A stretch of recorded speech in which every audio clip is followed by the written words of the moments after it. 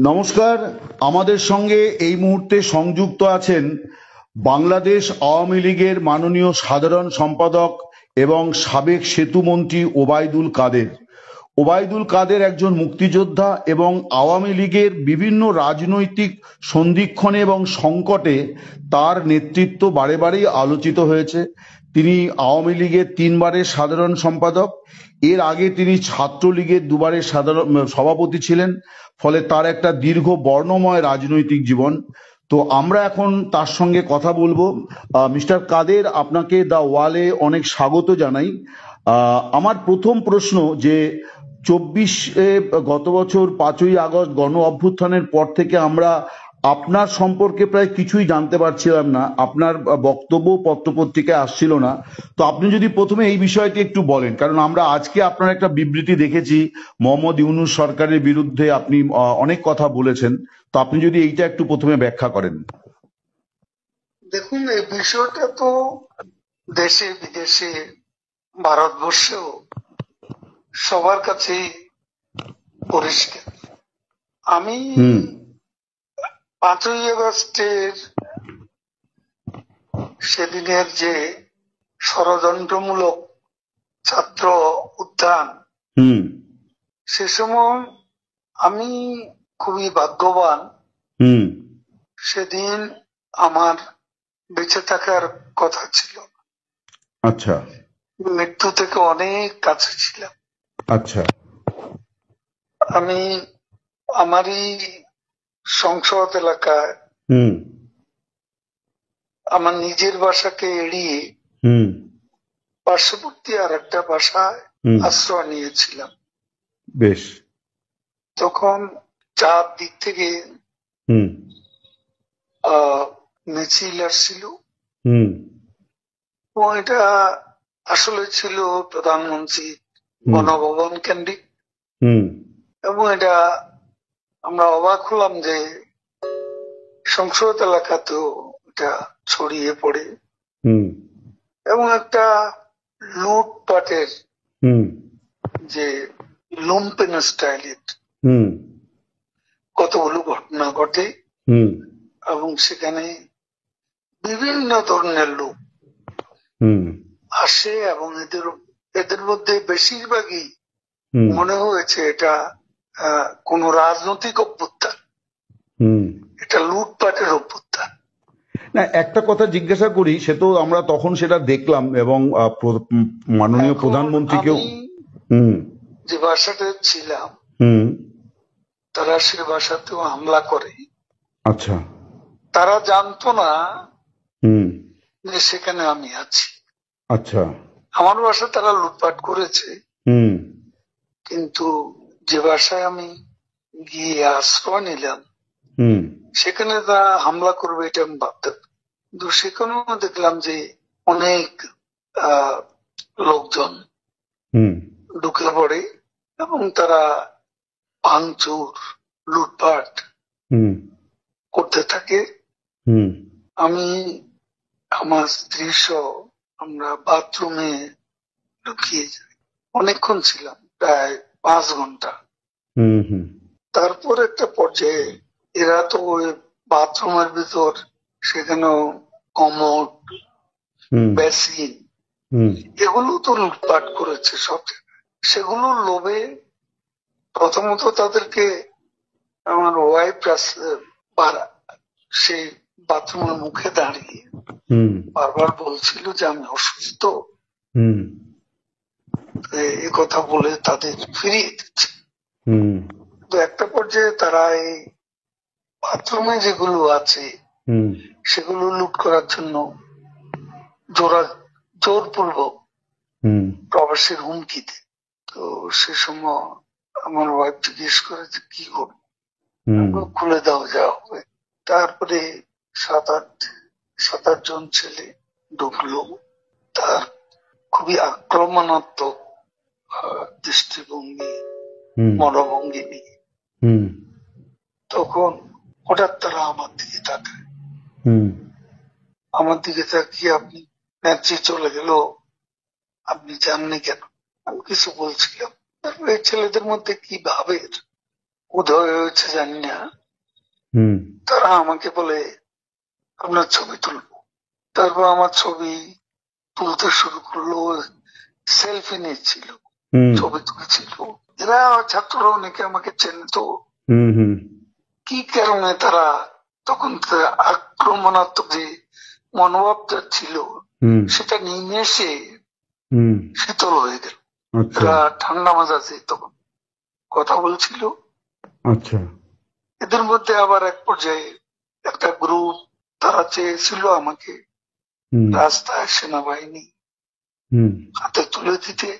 কেউ কেউ আবার এটাও চেয়েছিল যে জনতার হাতে তুলে দিতে। এটা অবশ্যই তখন একটা মানসিক ভাবে ভেতরে ভেতরে ভেঙে পড়েছিলাম। এরপর এরা এদের একটা শার্ট, এদের ওই ব্যাজ, লাল পতাকা শোভিত ব্যাজ লাগিয়ে আবার কালো একটা মুখে একটা মাস্ক দিয়ে আমাকে হাঁটতে হাঁটতে সংসদ এলাকা থেকে বড় রাস্তা, গণভবন অভিমুখী রাস্তা, ওখানে নিয়ে যায়। ওখানে নিয়ে হঠাৎ করে কোত্থেকে একটা ট্যাক্সি আসে, একটা ইজি বাইক, সেটা খালি ছিল, ওখানে কোনো গাড়ি ঘোড়া কিছু ছিল না। ওটা হঠাৎ করে কেন যেন এসে পড়ল, হয়তো আমার ভাগ্য। এরা দুজনে আমাকে নিয়ে, আমার ওয়াইফকে নিয়ে ওটাতে উঠলো আর বলতে লাগলো, ওতে তো অসংখ্য মানুষ, চেক আপ সব জায়গায়। এরা বলতে লাগলো যে আমাদের চাচা চাচি অসুস্থ, হাসপাতালে নিচ্ছি, ডিস্টার্ব করবে না। এই করে করে নিয়ে গেল একটা অনেক দূরে একটা জায়গা। তো এটা হলো, ভাবতেও পারেনি ওরা যখন বাথরুমে ঢুকলো যে বেঁচে থাকে, সে বেঁচে থাকাটাই সেদিন যে একটা পরম সৌভাগ্যের বিষয়। আনএক্সপেক্টেডলি বেঁচে গেছি, মোস্ট ইম্পর্টেন্ট। সে সময় এই ছেলেরা যে কোনো ভাবে আমাদেরকে আর্মির হাতে তুলে দিতে পারতো। মানুষের রাস্তা, অসংখ্য মানুষ, সেখানে অনেকেই তো আছে আমাদের অপোজিশন, মেরে ফেলতে পারত। তো আজকে এটুকু বলে শেষ করি। না, কিন্তু আপনাকে মানে তারপরে আপনি কোথায় রইলেন? কেউ জানে না, আপনি প্রথম জানেন। না, বলছি যে আপনি এরপরে কোথায় রইলেন? তারপরে তো আপনি মানে থাকলেন কি করে, মানে ওই রকম পরিস্থিতি? বাংলাদেশে ছিলাম, হ্যাঁ হ্যাঁ, 3 মাসের মতো। আমার একটা উদ্দেশ্য ছিল যে ওখান থেকে কিছু করা যায় কিনা। আচ্ছা, কিছু একটা করা যায় কিনা, সংগঠিত করা যায় কিনা। আচ্ছা, বিভিন্ন জায়গায় শ্রমিক অসন্তোষ, কর্মচারীদের অসন্তোষ, এগুলো প্রতিদিনই এগুলা লক্ষ্য করতাম। মানে পেশাজীবীদের যে ক্ষোভগুলো আর কি, ক্ষোভগুলো তখন রাস্তায় নেমে আসছিল। ঠিক ঠিক, বিশেষ করে গার্মেন্টস। ঠিক ঠিক। তো সে সময় ভাবলাম যে এদের সাথে যোগাযোগ করে কিছু করা যায় কিনা। তো এই চিন্তাতেই 3 মাস পরে। আচ্ছা, এরপরে একে একে সবাই অ্যারেস্ট হচ্ছে এবং আমি তো নেত্রী পরের স্থানটায় আপনার। আমার বিরুদ্ধে তখনই 212টা খুনের মামলার আমি আসামি হয়ে গেছি। তারপর এই অবস্থা অনেকেই বললো, আবার এখান থেকেও অনেক অনুরোধ যাচ্ছিল আমি যেন সতর্কভাবে এদিকে চলে আসি। এইভাবে চিন্তা করলাম যে আসলে আমি বাইপাস সার্জারি হয়েছিল, অনেকগুলো ওষুধ খেতে হয়। আমি এখানে ধরা পড়লে ওষুধ খাওয়াবে কি? ঠিকই। তারপরে অনেক কিছু ভাবনা চিন্তা করে 75-এ এখানে এসেছিলাম, তার বঙ্গবন্ধু, তারপর 100 নম্বর জেল হত্যা হলো, তারপরে কলকাতায় এসে 9 মাস ছিলাম। আচ্ছা। এখান থেকে ফিরে গিয়ে জগন্নাথ হলে একটা বৈঠক করছিল অনেক রাতে, ঢাকায় তখন কারফিউ, তো ওখানে আমাকে অ্যারেস্ট করা হয়। তারপরে এরপরে আবার 1/11 পরে তখনও জেল খেটেছিল। তো ওই যে বঙ্গবন্ধু হত্যার পরে যে 9 মাস ছিলেন, তারপরে কি আর কলকাতায় আসেননি কোনো কাজে বা কোনো ইয়েতে? না মানে কখনো রাজনৈতিক প্রয়োজনে আসেননি আর কি? আসছি, আমি তখন যোগাযোগ মন্ত্রণালয়ের দায়িত্ব ছিলাম, তখন এসছেন আর কি। আমাদের ডেপুটি হাই কমিশনার বিজয় দিবসে আমাকে প্রধান অতিথি করেছিল। বেশ। তো একটা জিনিস বলছি, এই যে আপনি রইলেন, তো তারপরে তখন আর কোনো সমস্যা হলো না যে ওই ছেলেগুলো আপনাকে কোথাও পৌঁছে দিল, ওরা আর এটা ফাঁস করেনি? তাহলে কি আমি রাতেই ওখান থেকে আবার, কিন্তু এই যে ছেলেগুলো এরকম করলো, এটার কারণটা কি মনে হয় আপনার, যে ওরা যে আপনার প্রতি সদয় হলো, আপনাকে কোনো বাঁচালো? মানে এটা কি হতে পারে যে এরা আওয়ামী লীগেরই তাৎক্ষণিকভাবে ওই সময় বিক্ষুব্ধ হয়েছিল, এরকম হতে পারে? আওয়ামী লীগের হলে তো আমি চিন্তা ঠিকই। একটা অনেকে বলে যে আপনার কিছু ভূমিকা তখন বিতর্কিত ছিল, আপনি ছাত্রলীগ যুবলীগকে যেভাবে মানে মাঠে নামিয়েছিলেন পাল্টা, তার ফলেই এরকম একটা বড় জনরোষ তৈরি হয়ে গেল আর কি। এটা মানে আমরা কথা মোটেও ঠিক না।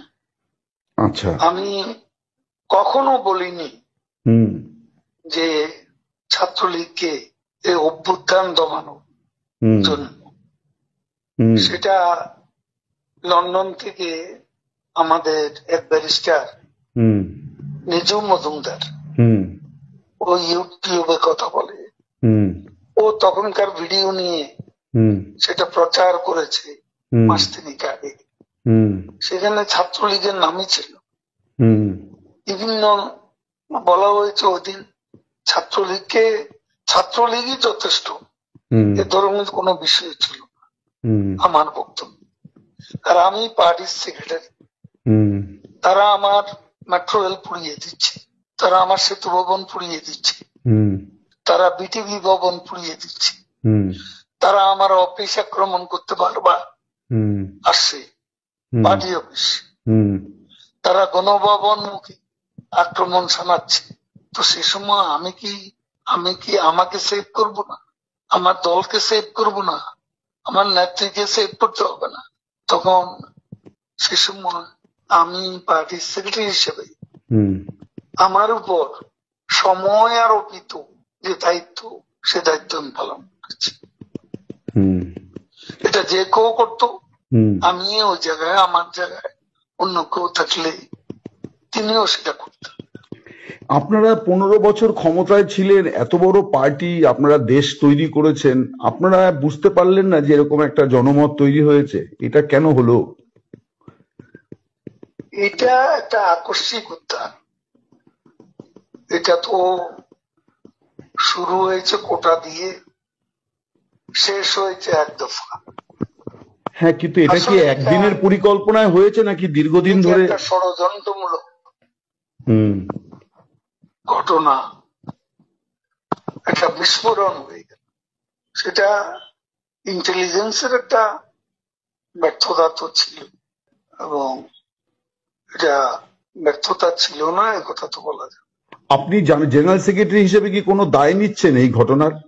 যেহেতু আপনি জেনারেল সেক্রেটারি, ওই সময় 3 বারের জেনারেল সেক্রেটারি, আপনার উপরে দল মানে আপনার নেত্রী আপনাকে, আমার নেত্রী যেভাবে নির্দেশ দিয়েছেন সেভাবে আমি কাজ করেছি। এখন জেনারেল সেক্রেটারি হিসেবে আমার ভুল ত্রুটি থাকতে পারে, এটা আমি I am not immune from mistakes. মানুষের ভুল হবে, সে ভুল ত্রুটি আমারও থাকতে পারে। আপনি নিজে কোনো ভুল মানে চিহ্নিত করেছেন যে এটা আপনার ভুল হয়েছিল? আমি কাজ করেছি, কাজ করলে ভুল হয়, চাঁদাবাজি করিনি, কমিশন খাইনি, পার্সেন্টেজ নেইনি, আমার মন্ত্রণালয়টা সবাই জানে। তারপরে বাংলাদেশ আওয়ামী লীগের কমিটি গঠন করতে কমিশন নিয়ে কাউকে পদায়ন করিনি, চাঁদাবাজি করিনি, আমি সেই দিক থেকে নিজেকে একদম নির্দোষ বলে আমি নিজেকে সাব্যস্ত করতে পারি। আপনাদের সময়ের নির্বাচন, তারপরে মানবাধিকার হরণ, মানবতা বিরোধী অপরাধ, এই সমস্ত অনেক রকম অভিযোগ এবং অনেক দুর্নীতির বিষয়ও সামনে আসছে। ডেফিনেটলি সব হয়তো সত্য নয়, কিন্তু আপনারা এত বড় একটা ঘটনার পরে কিন্তু আপনারা কোনো মানে ভুল স্বীকার বা দুঃখ প্রকাশ করেননি আর কি। এই প্রশ্নটা বারে বারে আসছে বিভিন্ন মহল থেকে। দেখুন, আমরা এদেশকে যা কিছু দিয়েছি, যা কিছু করেছেন আমাদের নেত্রী, এটা কোনো তুলনা হয় না। এই ডেভেলপমেন্ট বাংলাদেশে কল্পনাই করা যায় না। 15 বছর আগের বাংলাদেশ, 15 বছর পরের বাংলাদেশ, দিন আর রাতের মতো পার্থক্য। আমাদের সমালোচনা তারাই করে যারা দিনের আলোতে রাতের অন্ধকার দেখে, যারা অমাবস্যা দেখে পূর্ণিমা, তারা সমালোচনা করবে। সমালোচনার বিষয়বস্তু আমাদের আছে। সময় হলে দেশের মাটিতে সবকিছুরই মূল্যায়ন আমরা করছি, দেশের মাটিতে গিয়েও করব যখন সময় আসবে। একটা বিষয় অনেকেই বলছেন, এই যে আপনি দীর্ঘদিন নীরব ছিলেন, বলা হচ্ছে যে আপনার ভুল ত্রুটির কারণে আপনাকে চুপ থাকতে বলা হয়েছিল, মানে এটা কাইন্ড অফ পানিশমেন্ট আর কি। কিছু লোক আছে তারা এসব বলে শান্তি পায়, তাদের একটা সুখানুভূতি আছে। আমাকে 3-3 বার সেক্রেটারি করলো, এটাও অনেকের পছন্দ হওয়ার তো কথা না। আর আমাদের মতো পার্টিতে এ ধরনের প্রতিযোগিতা ছিল, এটা এখনো আছে। আমি যখন হয়েছি তখনও ছিল। কাজে এটা এটা এটা অবাস্তব কোনো কিছু না। এটা আমাদের মতো দেশে মাল্টি পার্টি সিস্টেম, এখানে আওয়ামী লীগের মতো মাল্টি ক্লাস অর্গানাইজেশন, এখানে দলের অভ্যন্তরেও প্রতিদ্বন্দ্বিতা ফলে এ ধরনের কিছু আনপ্লেজেন্ট কিছু ঘটনা ঘটতে পারে। আপনার নীরবতার তাহলে কারণটা কি ছিল? হ্যাঁ, আমাকে প্রধানমন্ত্রী নিজেই খুঁজেছেন এবং উনি সবচেয়ে বেশি ওয়ারিড ছিলেন আমার অসুস্থতার। তিনি ভেবেছেন এই অবস্থা আমি দেশে ছিলাম, বলে যে তুমি টোটাল চেক আপ করো, এখন তোমার অন্য কিছু করতে হবে না, পারলে কিছু লেখো, 71 থেকে এদেশ নিয়ে লেখো, সাম্প্রতিক ঘটনা প্রবাহ নিয়েও তোমার চোখে যা দেখেছ এগুলো নিয়ে লেখালেখি করো, কখন কি করতে হবে আমি বলব। আমি ওনার সঙ্গে কখনো দেখা করতে চেষ্টা করিনি, কারণ উনি যেখানে আছেন সেখানে আমার হাই সিকিউরিটি জোনে, সেখানে আমি কেন দেখা করতে চাই? উনি যখন প্রয়োজন তখন আমাকে বলবেন। আর আমি ভালো করেছি কি মন্দ করেছি তার সবচেয়ে বড় সাক্ষী হচ্ছেন প্রধানমন্ত্রী শেখ হাসিনা। তিনি সবকিছু জানেন, আমার জীবন, আমাদের কর্ম দ্বারা। কিন্তু আমরা তো শুনতে পাচ্ছিলাম যে আপনার জায়গাতে কে হবেন এটাই এখন আওয়ামী লীগের মানে শীর্ষ এবং মাঝারি স্তরের নেতাদের মধ্যে সবচেয়ে বড় ইঁদুর দৌড় আর কি, যে নেক্সট জেনারেল সেক্রেটারি মানে ওবায়দুল কাদের থাকছেন না, এবার কে হবেন সেই নাম নিয়ে কামড়া কামড়ি ইঁদুর দৌড়, এটাই আমরা কিন্তু পাচ্ছি খবর। এই কামড়া কামড়ি এটা অসুস্থ রাজনীতি। এখনো আমরা দেশের বাইরে, এখনো ক্ষমতা থেকে যে ক্ষমতা আমরা হারিয়েছি সে ক্ষমতা কখন পাবো, সে বিষয়টা আগে দেশ নিয়ে আমাদের ভাবা দরকার। দলে কে কি হবে, দেশ নিয়ে দেশে সেটা ঠিক করা দরকার। সেটা তো এখন এখানে বসে আমরা কামড়া কামড়ি করলে তাতে আমাদের কি ক্ষতি? এখনো আমাদের সবার লক্ষ্য আমাদের দেশকে আবারও বঙ্গবন্ধু মুক্তিযুদ্ধের ধারায় আমাদের দেশকে আমরা নিয়ে যাব। আপনারা কি আশাবাদী যে আপনারা ফিরবেন এবং আওয়ামী লীগ আবার শেখ হাসিনা আবার বাংলাদেশের প্রধানমন্ত্রী হবেন? আমি শতভাগ আশাবাদী। এইটা কেন? আমি আরো অনেকের মুখে শুনছি, এর কারণটা কেন আপনারা মনে করছেন? আমরা মনে করছি এই কারণে, বাংলাদেশের জনগণ, আপনি এখন পাবলিক অপিনিয়ন নেন, সবাই বলবো, বেশিরভাগ মানুষ বলবে শেখ হাসিনাই ভালো ছিল, শেখ হাসিনাই ভালো চালিয়েছে, শেখ হাসিনাকে হারিয়ে আমরা অনেক কিছু হারিয়ে ফেলেছি। আমাদের কাছে যেটা সেগুলো আমাদের আদর্শ, বাংলাদেশ রাষ্ট্রের জন্মের চেতনা, আমাদের মুক্তিযুদ্ধের আদর্শ, এসব আমাদের এই জায়গায় আমাদের প্রত্যাবর্তন করতে হবে। কিন্তু একটা মিস্টার কাদের, আমি একটা জিনিস বলি, মানে ভারত সরকার ছাড়া আর কোনো মানে দেশ তারা কিন্তু আওয়ামী লীগের কার্যক্রম নিষিদ্ধ করার সিদ্ধান্ত নিয়ে তেমন কোনো প্রতিক্রিয়া দিল না। মানে আপনারাও মানে দুঃখ প্রকাশ বা ক্ষমা প্রার্থনা করছেন না। মানে এই জায়গায় কি একটা কোনো মানে জেদাজেদি বা ইয়ের জায়গা তৈরি হলো? মানে আওয়ামী লীগ কি একটু একঘরে হয়ে যাচ্ছে না? ভারত আমাদের দুঃসময়ের বিশ্বস্ত বন্ধু। সংকটে আমরা বারবার ভারতের কাছে ছুটেছি।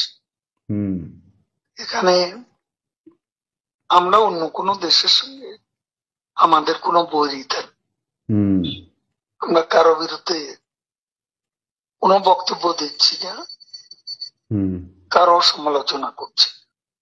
বেশ, আমরা এখন আমাদের দেশকে যেখান থেকে আমরা